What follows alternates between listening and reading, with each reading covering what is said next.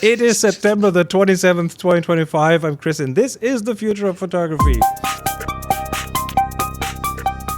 The future of photography.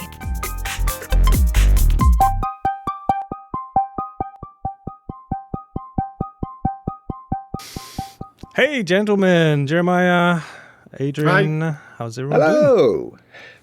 Hello. Good to be here. Happy Saturday. Good to be here after finding some tech Good hurdles. morning and good evening. Yes. Yes, wherever you might be in the world and whatever time of day you're listening to this. All right. What do we have today? Oh, I need your help today, both of you.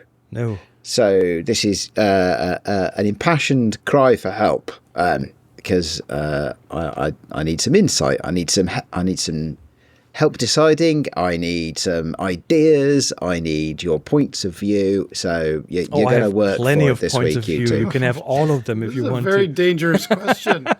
Too But open-ended. This is the subject of...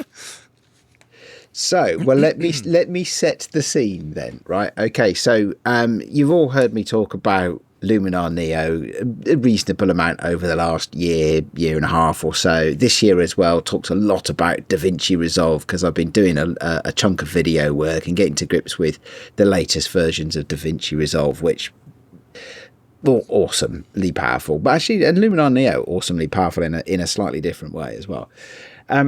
What I do, though, and I maybe talk about a little bit less, is whenever I subscribe to one of these things, because I am a little bit anti-subscription. I know it's the norm, but I am a little bit anti-subscription. I never have it set to renew automatically.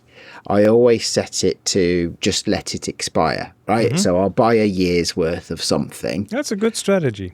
And I'll let it expire. So in recent years, I've bought a year's worth of Luminar Neo, of CapCut, of Darkroom, of a range of things over the last few years. And at the moment, I am, in that sense, I am subscription free. So you're waiting for things to expire, and then you look at which one feels like the biggest loss for you.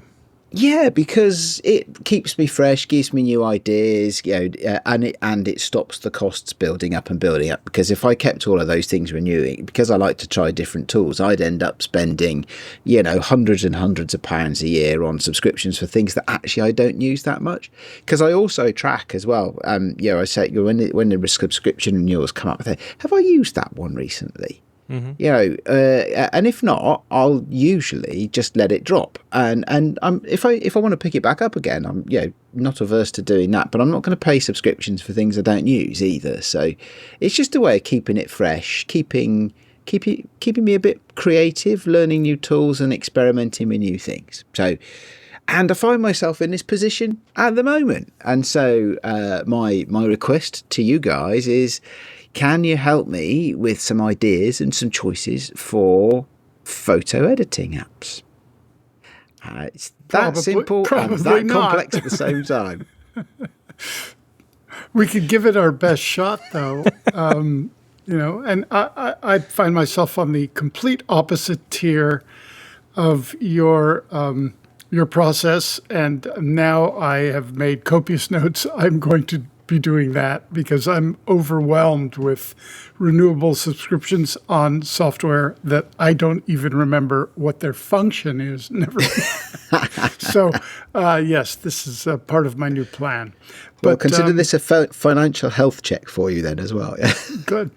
Yeah. So, talk to us a bit about Vinci Resolve, which I think is a masterful and fabulous, very modern, up-to-date kind of best case, and it also does things like super slow motion that uses AI to kind of construct stuff. It does a lot of amazing things. Of course, the color balance is the tried and true basis. That's how they built it up. But I think it's an excellent editing program, worth really doing a deep dive for anybody serious about it. And when I compare it to, say, Adobe's Premiere, which is pretty good too, uses a lot of different tools, of course, Final Cut, and I do think that pound for pound, cost you can't beat Resolve for what I would consider traditional editing. Now, my 12-year-old granddaughter recommended to me CapCut, and this is 2 years ago. Yeah. You know, when she was 10, even 9, she was going like, "Oh, look what I did! Do you use CapCut? It's really neat." So when you have something like that that is so intuitive that even a child can use it, there's an advantage also in being able to quickly make edits, like without too much forethought. So it really depends, honestly, on what the output is, what the intention is, the speed, how deep you want to go, what kind of color, or is it just some, quick throwaway, bash it out, make it good enough, and throw it out there if that's your intention. So part of your decision is going to be why and how you use it. And, yeah, absolutely. And I might throw in that is getting less and less important. So I'm old school. I grew up in a time when you owned things and didn't subscribe to things. And I'm still I've for video editing, it's Final Cut Pro, and it can do a lot of things. It can do everything I need pretty much. I'm also a fan of learning things and acquiring muscle memory to be quick to get to a result. But we also live in a time when you just ask your favorite AI for, I need to do this and this, how, where, what tools do I need? And often you'll find out that the tools you have already know and can do what you need. There is that. Yeah. And often you weren't aware that was in there or how to access it. I see this a lot with Affinity, Designer Affinity Photo right now, coming from Photoshop and not really liking it that much anymore. I made a point years ago to learn Affinity Photo, Affinity Designer, and those are daily tools for me now, but still they are somewhat opaque. If you have this workflow in your spine, you know exactly what to do, and it's slightly different. So I find myself asking ChatGPT for how do I do this and this in one of those 4 tools. Yeah, this and this. So I'm pretty much set mostly. Now, of course, we see new AI functionality. For example, I was at an exhibition. I shot a lot of small video snippets, and then I tossed them into CapCut and had it make an auto cut of it. AI-based, fun little bits, and the AI finds them and cuts them together with some music, which was just like a 5-minute thing that would have taken me 2 hours before. So times are changing. Chris, the tools are not that important anymore, I would say. I'm with you. I mean, because I've kind of grown up with Photoshop, when I use it, I don't really think too much about using it. I just know how to get to what I do. Second nature, and, yeah. And, I do have Affinity in my computer, which I like a lot. Neo also. I mean, there's all of these, and they do things slightly differently. But when it comes to some serious photo editing, also integrated with Lightroom because I use Lightroom, management, moving in and out, that makes the whole process easier.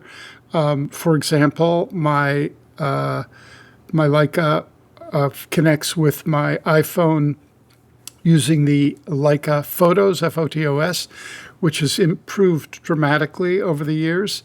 And with literally one press of the button, I can pull down all the stuff on my camera to my iPhone. And then with one button, it takes it into Lightroom. Hence, the whole editing thing is so quick that you don't have to be conscious of the steps. And so choosing tools is easy when you just want to get to where you want to go. Now, I'm really quick with the tools that I have learned. Of course, the speed is another thing. And photo management is also a different thing, right? But there is an advantage for the creative process of going, I'm going to learn a new tool, something that may do the same things that I've done 80% of the time, 20% new, but the different workflow will stimulate a lot of different kind of approaches to your edits, whether it's still or video. And also the learning of the new tool will also make all the existing tools clearer in terms of their strengths and their weaknesses. So you can, quote, appreciate or not the tools that you've become accustomed to. But again, what Chris just said of throwing something together in CapCut, generating something and putting it out there in a few minutes without a lot of hours, is it significantly better than working those 2 hours on Final Cut or whatever you're going to use? Now, it really depends on the situation and your enjoyment of the process itself. So, Well, let me talk a little bit about that. Right? Yeah. Let me talk a little bit about that. So, yeah, I mean, I agree with everything you guys have said, right? Completely. I switched a bit for less using CapCut, more into DaVinci Resolve for photo editing, as for a bit, as well as for video editing. In part because I was enjoying working in Resolve and learning it and its nuances, because it is a very nuanced piece of software, and in part because we all started to hear shady things about what CapCut would do with all your media if you actually had the temerity to use the apps that you'd paid for. So that, but again, that's great, and I've been enjoying, sitting doing that. And DaVinci Resolve, yes, there's an iPad version, but clearly primarily a desktop app, right? And so, and I'm just finding the pendulum is starting to swing back the other way a little bit. I'm printing more on Instax and doing a little tweaks to things on my phone rather than wanting to sit in front of my computer and stuff. So and more photo again now rather than video, which I've been experimenting a lot with this year. So I'm looking for something that makes it seamless and that easily allows me to do things like print to my little collection of Bluetooth printers, right? That sometimes are difficult to print to from a Mac, but easy from a phone. Like the Instax printers, they're not easy to print to from a Mac. They're designed to be printed to through a phone app, and then you've got other things as well. So you've got the Canon selfie printer as well, which is another one which actually you can easily print to that from a computer, but again very easy from a phone. So I'm looking at a few other apps now, something that's slightly less heavyweight, less nuanced, less clever. But actually something that helps with the speed and the easiness, and get that out into a hard copy quickly, right? So one of the ones I've been playing around with a little bit, haven't bought the subscription yet. I wanted to wait for this conversation, but I've been playing it back again with VSCO, which is I'm not sure I like it or not, to be honest. I like the output, but I'm not sure I like the app. But they did, of course, launch the VSCO Capture app this year, which was just a camera app, not an editing app, but where you can choose which of the VSCO filters you want to use and capture. And you can capture the unfiltered one as well. So you can shoot the equivalent of RAW plus JPEG, although it's not actually RAW. So that's an interesting one. Polar with a double R is one that I've played with on and off over the years, which is interesting in it's a little bit more special effecty than it is just straight up photo editing, although it has that. And then there's one called LD, which is from a company called Lens Distortions, who actually, if you look at their main products, they're very much for people who do photo and video as a business, and they're quite expensive for consumers. But they do a little phone app, which is almost a sideline for them, which allows you to put like little lights on it and beams of light and fake anamorphic flares and stuff like that, which in the right situations can be fun as well. So I'm leaning more in that direction, if that gives you guys any any thought. It does. I have all three that you've mentioned. I've been also toying with them this year. And I understand when you say, like VSCO, their output is beautiful. Like, it's very nuanced. You could really adjust it, but the navigation to find what you want is just abysmal. Polar, on the other hand, is a lot more intuitive, but a little less in terms of broad spectrum. LD, I've had really from the beginning, I've really, really liked their approach, which is it's very narrow, but very effective in terms of what they do. But I haven't managed to figure out how often I use them, which would be a very interesting timing choice to be able to go, well, ask your phone, how many times have I used this app for how many hours over the last year? Excuse me, because that is very determinative of what I want to re-up as subscription. And having said that, also, the Darkroom app I use because it's integrated with the Leica Photos app, etc. Most of these apps, I can achieve the end result almost the same in terms of grain manipulation or overall color, secondary color, contrast, etc., with any one of the single apps. The question is, how many steps do I want to take? And a lot of these apps just integrate one step, one button to kind of obviate, 10 steps on another more kind of nuanced software. So again, it's like cost, time, learning, and intention of output that will be determinative about what your choices are for edit. Yeah, the intention of output is really interesting. If we just take one dimension of that, and I've been thinking this through, just colour and how you like to play with colour. VSCO and LD are almost opposite. Because VSCO has a very broad range of color palettes in its filters, and if you buy the Pro subscription, you can tweak those to your heart's content. LD, on the other hand, is all about conformity to a palette, right? You pick a theme color, and it will make usually reasonably subtle, not usually too heavyweight, but adjustments to the colors in your image to bring it down to a complementary palette. It's almost the opposite of in terms of how it treats color. VSCO is about exploration of color. LD is about conformity of color. That's not a bad thing. It's a tool, right? And you can use it. Sometimes you'll have. I don't know, what would a use case be? Let's say you've had people with different cameras take photos at a party and you'd like them all to look reasonably similar. You put them all through there, they'll come out looking reasonably similar, at least on the surface, right? And that might be a good use case for it. Or maybe you're preparing a body of work, right? Maybe you sold all your Fuji cameras, and so you have no access to the classic Chrome film simulation anymore, and you want everything to look like classic Chrome. Or maybe you're matching your iPhone photos to your Fuji classic Chrome. And it'd be great at things like that. But it's not so much about exploration of bright colours and saturated colours. So again, don't know. Polar, you can do all sorts of. Polar's got weird stuff in it, right? It's got light leaks, and it's got normal stuff, and you can put fog in it and stuff like all sorts of stuff that you can do in Polar.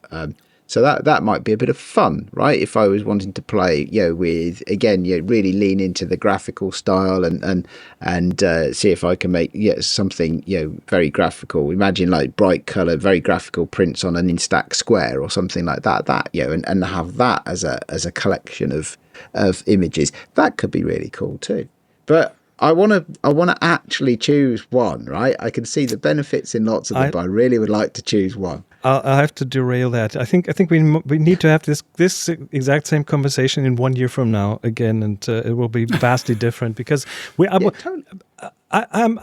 have two polar opposites in me when it comes to photo editing. I might need something very specific, like put a bit of text on a picture.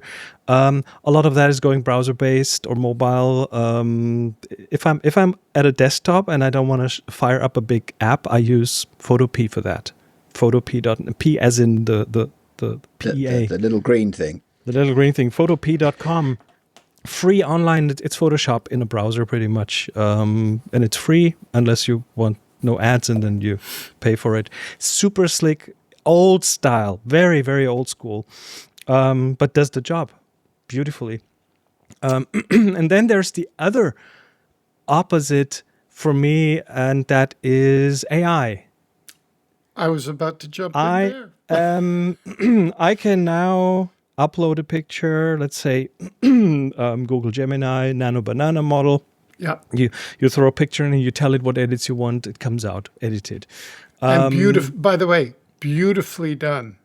Yeah, I just today had the case where I needed to extend a photo a bit because for a web page I needed it more widescreen, but it was square. So I was like, do I fire up this app or that app? And then I just went to the browser, tossed it in, told it I need this in widescreen, and then downloaded it in widescreen. I second that completely. I've been playing with Gemini and Nano Flash 2.5 and just uploading a picture, changing the format, making a panorama, increasing the contrast, and being specific. Increase the contrast by 20%, lower the blackness. You could be very, very articulate, and you get a stunning result. And the latest Google mobiles, the Pixels, have that built in, as in you take a picture and then you tell your phone, oh, I need this background to be replaced with the beach in whatever. Now you're talking scary talk, Chris. I'm not sure I want to live in a world where I use a Google Pixel. And every bigger AI will have that. Even Apple. Yes, they are very limited right now with Apple Intelligence, but it's just a matter of time until this stuff becomes so ubiquitous to everyone, everywhere. So should I be so in a year from now, we'll talk a different now? thing. Sorry? Should I be speaking my photo edits now? I would definitely. So if I say, is there a Gemini app for for an iPhone, or is it you just use it? There is. Okay, so I could download a Gemini app and then I could upload a photo into that. And you choose the tool that is the image editing tool. It has a little banana next to it because the model is named Nano Banana, so that's how you recognize it. Give it a picture, tell it what you want, and see what happens. And you could choose video or still. There's that. It's getting so mind-bogglingly good. Yeah. And most people. Are you just trying to get me to buy an AI subscription of some sort? Is that what two like? But most people are not as nerdy as we are. So the mainstream is already going there because they find that they always wanted to be able to make the sky more popping, to make it more contrasty, and they couldn't because they didn't know the tools, and now they can just do it. But you see, I would love that. See, this is exactly the sort of conversation I wanted to have. I want something that's going to be new and help me be creative and things like that. So the idea of AI, I find, that to do this, if it's reached this level of maturity, that because for me, I've not really grasped the generative AI thing, as in purely generative, right? But the idea that I would be able to simply, edit a photo by telling it the edits I want, that's something I'd be quite happy to play with and just, experiment with the outcomes. I think what Chris said moments ago about should we have this conversation 1 year from today, it will be significantly different and even more, amazing, because these tools that we're talking about, Chris, what are they, 2 months old that we've been Nano Banana? It's very nice. Maybe most, if and I've been using them a lot. Certainly on my trip, I use them because instead of going for a photo and if the sky is blown out, I can then go. I can make a mask. I can darken the sky, or I could just go. Just darken the sky a little bit to the blue, 10%, and boom, there it is. Without any and presumably you can get the image back out again, right? It's not just sucked into the ether. You can just download. Okay, it's by far not as integrated it's by far not as integrated as we want it to be. Okay. Here, give us clown noses and there, Chris. Mustaches. It's if you're watching this in video, I'm just playing with a screenshot of the three of us right now. Make us fashion models. Make them. Oh, steady. Nobody wants to see that. Well, Maybe. This is the free version of here, Nano Banana. Down here, you see the little banana icon. So you choose the model you're going to process it. Okay. You choose it down here. With our clown noses. Yeah, excellent. Oh my Still goodness. with clown noses. Okay, right, but that's okay. That's see, this I could get. Yeah, I tend to be. I like to use the technology. I'm not quite I'm not quite up there with you guys, where I'm one of the earliest adopters exploring. I'm trying to have a conversation. Stop putting those images on the screen. Sorry. It's a rabbit hole. Once you start, It's a rabbit hole. Stop, Get right? back out of the rabbit hole. But I'm not quite as bleeding edge exploratory as you guys are, and I know you guys have been doing this because we've been talking about this for years now, right? And that's great. But I'm not against it in any way. I just need it to come a little bit more towards me, a little bit more about how do I use it. So maybe this is something I should try. And this is free, is it? Or does it get better if you pay for it? This service? It gets better and faster. Yes, I'm just. You can see it takes some time, and it's not as integrated unless you have all your photos in Google Photos. Then it's integrated. Of course, we don't because we're nerds, and then we have. There's a round trip, but that is a matter of time to have. Let me this just all see integrated. from what he just said. Right, take off their headphones. It did not do that. It didn't do that. Now this is something that happens not often, but reasonably. Often, what I do is I go, why didn't you take off the headphone? There's no arguing with an AI. There is and they no go like, arguing. oh, sorry, whoops, let me try that again. I don't know why. It makes kind of false excuses. But I have challenged it when it didn't do my bidding, and eventually... it's very clever. But I think we should put the toys away now, Chris. Put the toys away now, Chris. No, I'm not. I'm not. Oh yes, this is going to be one for the ages.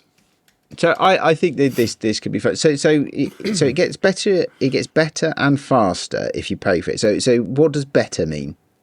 More accurate. Okay. It does more thinking. You can actually apply a more reasoning aspect to it. In other words, when you make a query, it will send it to the easiest model that uses the least amount of compute, especially when you're not paying for it. So when you are paying for it and ask it to kind of do some reasoning and really kind of query and check itself in a way. Now, I'm talking out of my ass, excuse me, but that's what I understand. No, I look the same, basically. This won't make any sense for listeners. People who are not watching this on YouTube, I very much apologise. The fact that we keep giggling is because the conversation disintegrates is because Chris is just putting up silly pictures. I'll put this picture as the title picture for this episode. This is us with earmuffs and knitted beards and knitted My sweaters. real beard is better than the knitted beard. Thank you. You know, the problem is the AI is making fun of us, and that's really what it is. It's humiliating us visually. This is an interesting thing, right? Because, of course, there's a lot that can be done through refining a prompt here, but strictly speaking, you're not in control of what the AI does, right? Or the outcome, or at least not 100% in control. But are you when you're editing? That's when editing in an app. Are you really in control? Because it always takes some exploration. The tools all behave differently, even if you move sliders and watch the result going on. Every tool will be different. Photoshop is different from Affinity and so on. So there is that, but you can get to a point where you understand that you can repeat actions, right? Because you say, okay, this slider, I know what this slider does now. And you can also save those, of course, as presets, right? And so you can guarantee that you get the same impact on, the second image and the third image and the fourth image. Whereas, Well, you could do that on Gemini. correctly, You could create a pattern that you can repeat. In other words, once you get the look that you want, it becomes something that you can go into your library if you're on a subscription and just go to that library and then query. So you can say, is that the same as saving a preset? So you say, I like what you've done here. From the first image I uploaded to the outcome, save that as a preset. Yeah, I haven't explored it that deep, but I wouldn't be surprised if that is somewhat possible. Yeah, it's easy, and here's the difference.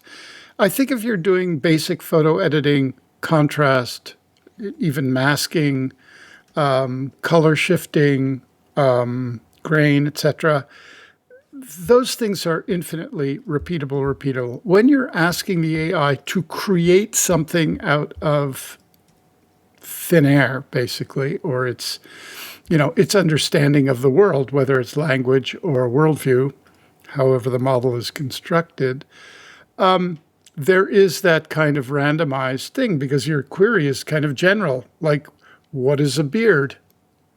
There's millions kinds of beards. It just takes the best shot.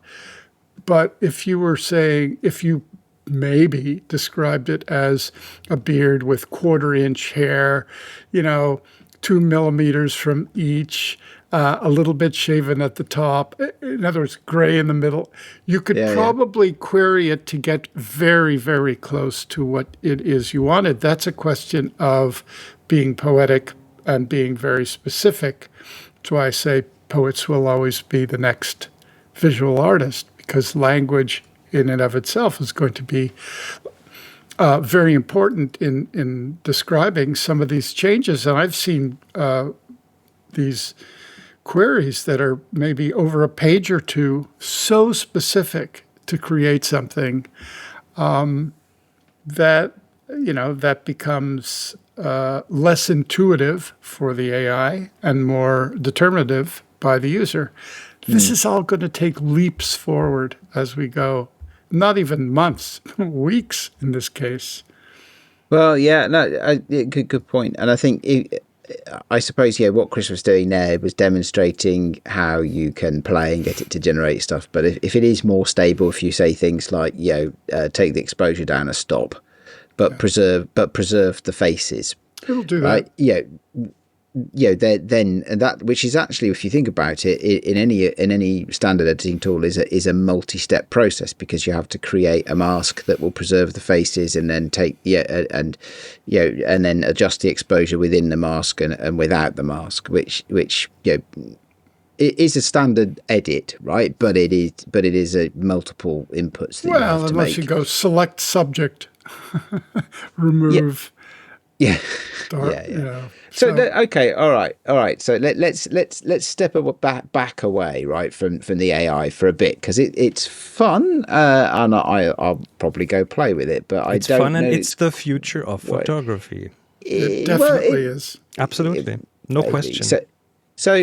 But what? Tell me, I mean, Chris, I think you're a big fan of a black and white app called Argentum, and Jeremiah, you're a fan of your Leica apps, aren't you? So where do those sorts of things play into the world of just nice and easy edits and stuff? Well, it's a bit different I use a Leica because it is a digital camera that feels like an analog camera. I mean that is.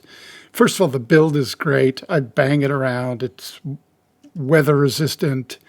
You know what I mean? I don't worry about it. It's a very, very robust camera. The lensing is so sharp, I have to use a little pearl mist to just back off a bit for my aesthetic. And the key for that is it feels like the kind of camera that I grew up on, where I don't have to think about how I compose, whether I keep it fully automatic if I'm wearing big gloves, as we discussed last week, or if I want to fine-tune a macro or really, infinite adjustment of exposure, etc. That's why I have it.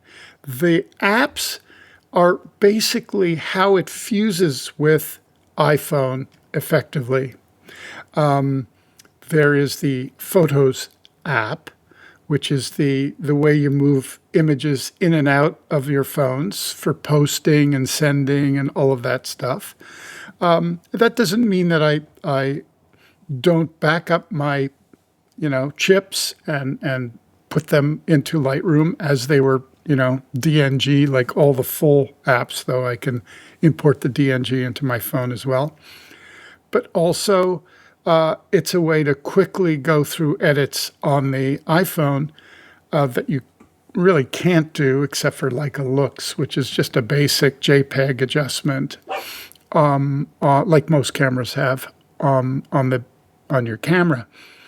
Then it has a Leica Photos application, which anybody can use, and that is similar in terms of look and feel to the JPEG that I could achieve with the camera, and also give me a DNG on my iPhone.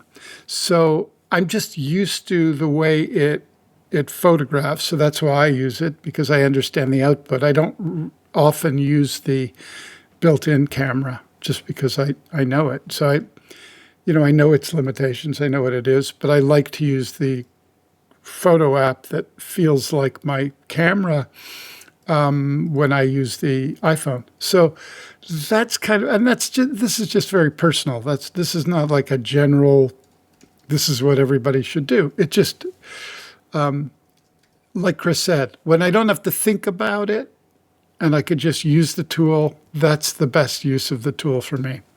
So I'm not conscious of every step that I'm taking. It's a rethinking of everything. Did we help you? That's the main question. Probably not.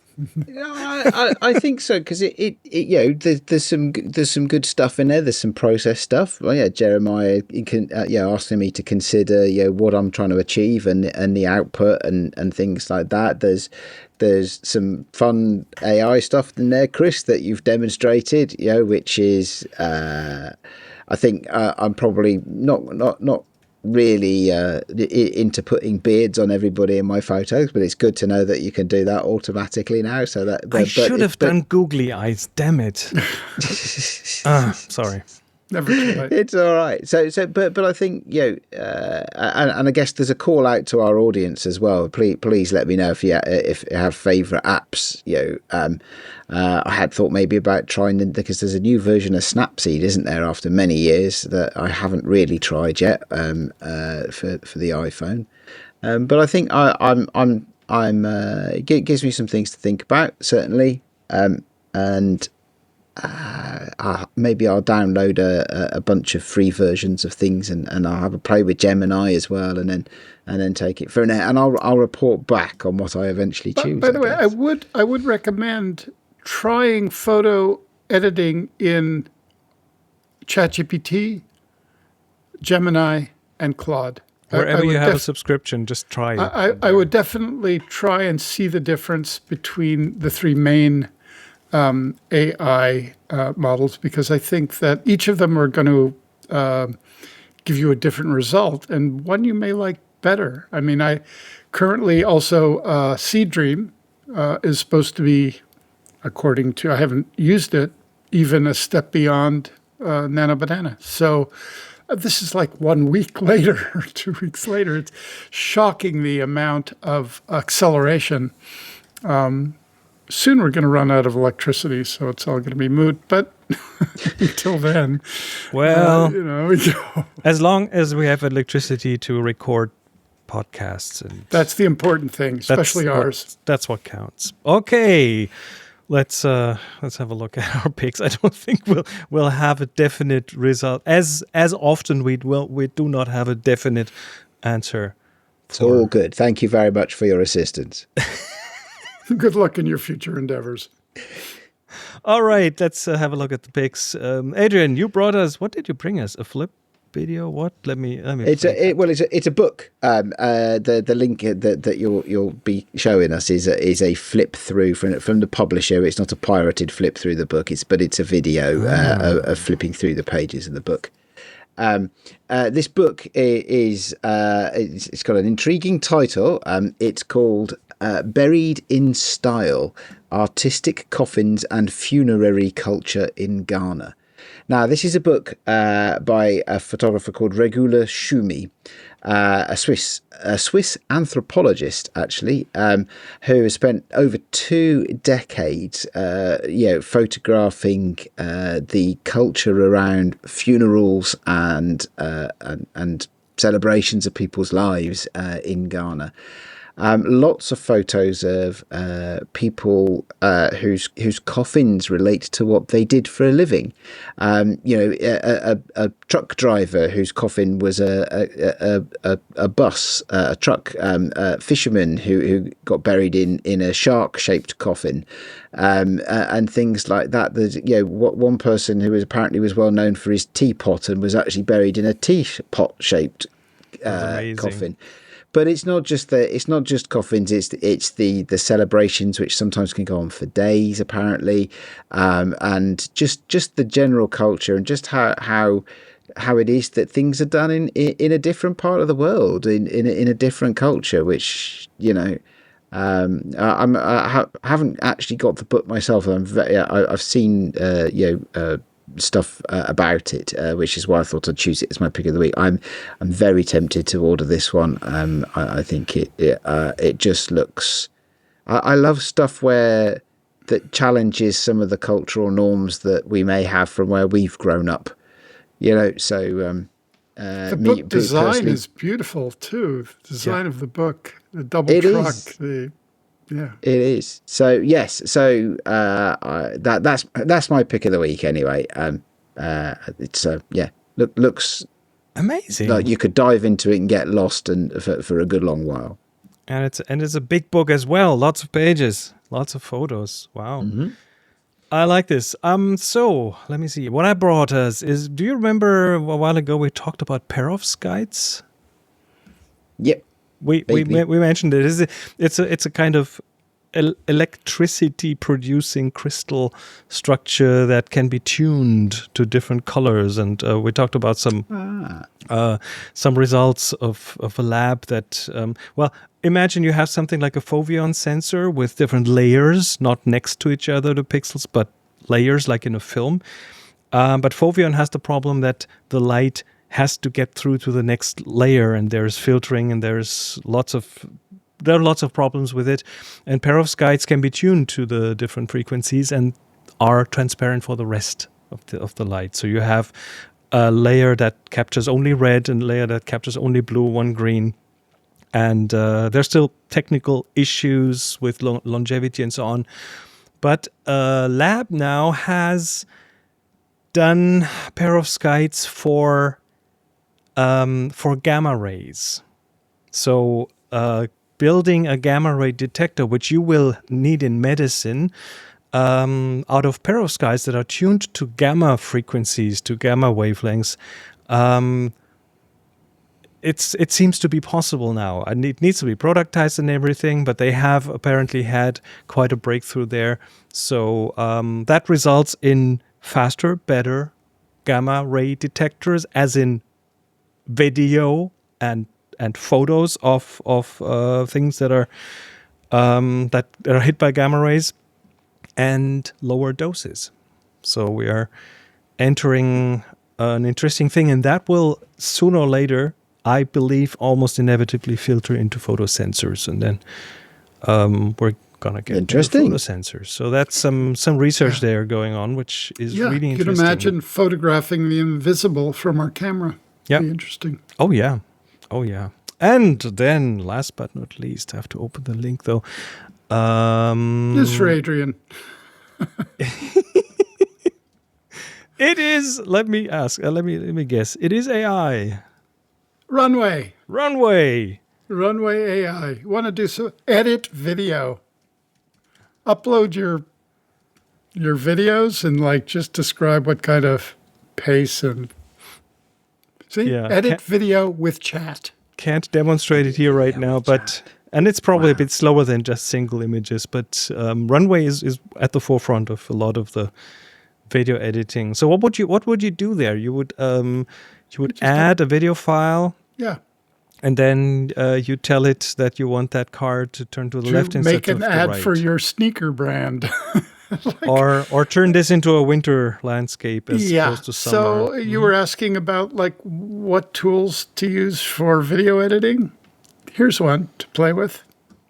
Okay, And this is interesting. very specific for video, and Runway is one of the companies that are kind of pushing the limits on text to video, photos to video, video to video, transformational and otherwise, but well worth exploring once you're doing your deep dive into AI and editing. Well, I'm certainly going to give it a go, definitely, and see where we get to. It's. I'm intrigued. I'm intrigued with the thought that you could do normal photo editing in an AI. That's the thing that really intrigues me out of this conversation. I did not know that was possible. I know you could generate things and what have you, but I didn't know you could say things like, okay, give it a vignette, right? No, a lesser one, right? Yeah, no, a dark one, not a white one, you know, and things like that. And that intrigues me. That gets you, that's almost Blade Runner-esque, isn't it? Right? That's, you know, that Also, the fact that you could turn this into night. Make this room lit by garish neon. I mean, there are, you know, multiple ways of extreme editing or subtle editing. That's up to you. This is The more extreme, the more surprising, obviously. Yeah, absolutely. Well, one of the reasons I do photography as an art form is because I don't really have the motor coordination and skills to do things like painting or sculpture. So, you know, I'm certainly not going to balk at the sort of at the chance of realizing my creative vision with a new tool. So interesting. Lots to work. And of course, you will need a subscription for it. Anyway, that's, I think, it for today. Next time, we'll talk about something interesting you can do with a smartphone. And it doesn't require AI or anything. It just requires a bit of glass. All right, that's it for now. We'll be back in a week from now. Till then, everyone, take care and bye-bye. Bye. You've been listening to The Future of Photography. Join the discussion on our Discord, find the show notes and all episodes at thefutureofphotography.com, and subscribe wherever you listen to audio.